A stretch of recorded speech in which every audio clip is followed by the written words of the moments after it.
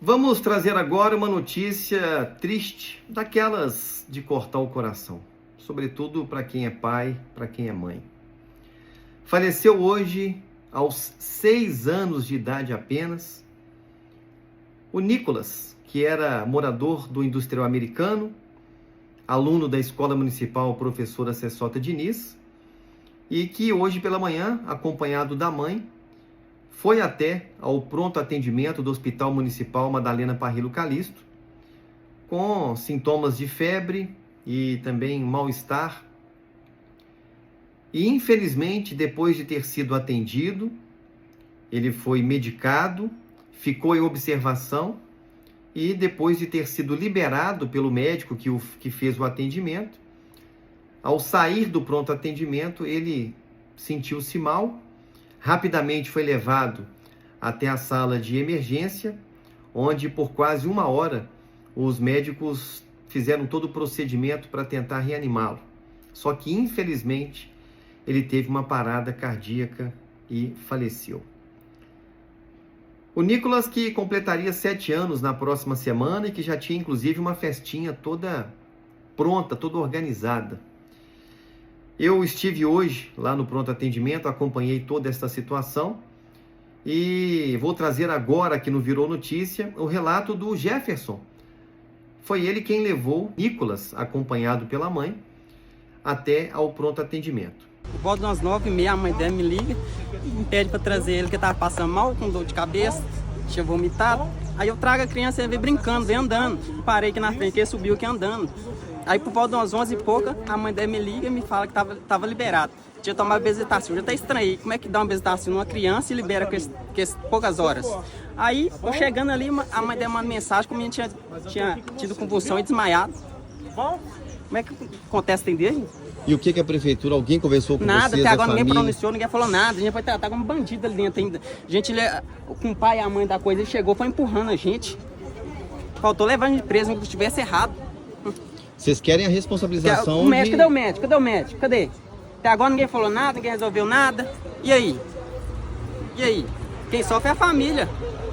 O meu netinho chegou aqui com diarreia e vômito. O menino estava tomando a medicação que eles colocaram soro e deram uma bezetacil nele. Ele estava tomando medicação, estava até rindo, brincando. Aí a médica foi, não sei se é médica, liberou ele. Aí minha filha só desceu aqui, ó, para pegar o remédio ali na farmacinha. Aí ela disse que ele deu um grito, falou assim, ai mãe. E ele estava no colo dela.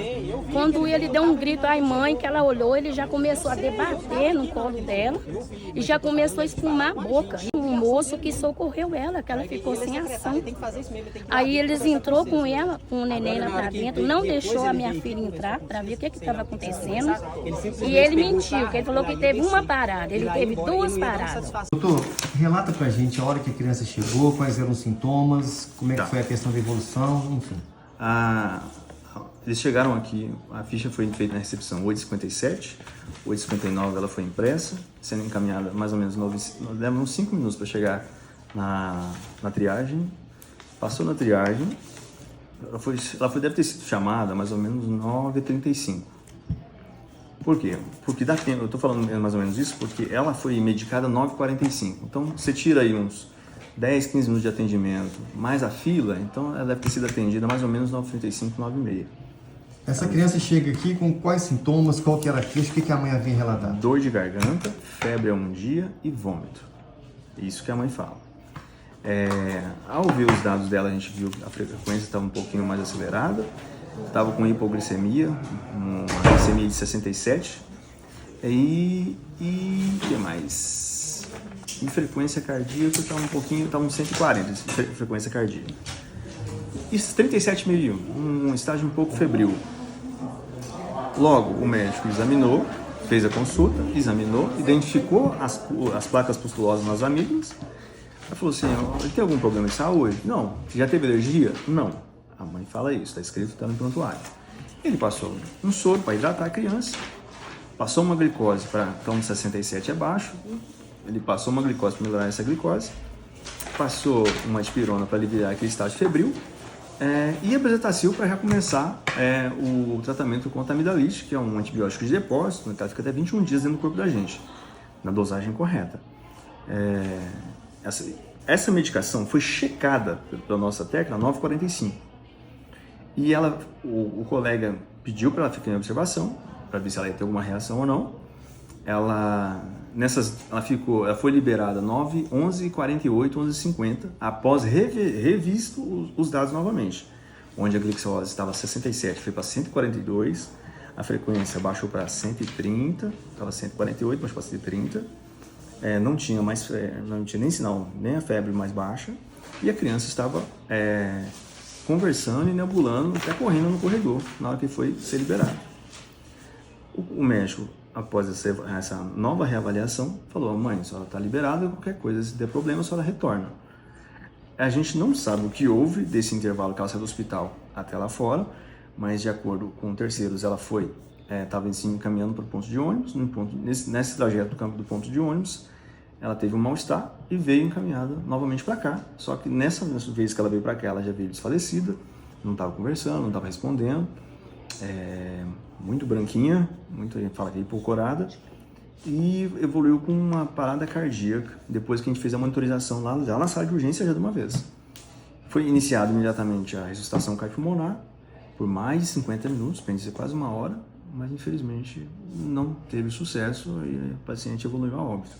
Quando a gente chega e começa a conversar com alguns familiares, a gente entende também, né? Não é para mim essa situação, mas muito foi falado uma possível negligência médica, que a criança não poderia ter tomado injeção de bezetacil, ou seja, todo o procedimento foi feito de acordo com o protocolo médico, né? Isso, o protocolo médico. Toda vez que a gente vai fazer um medicamento, que ou o próprio paciente ou a mãe do paciente não lembra se já fez ou não, a gente sempre pede.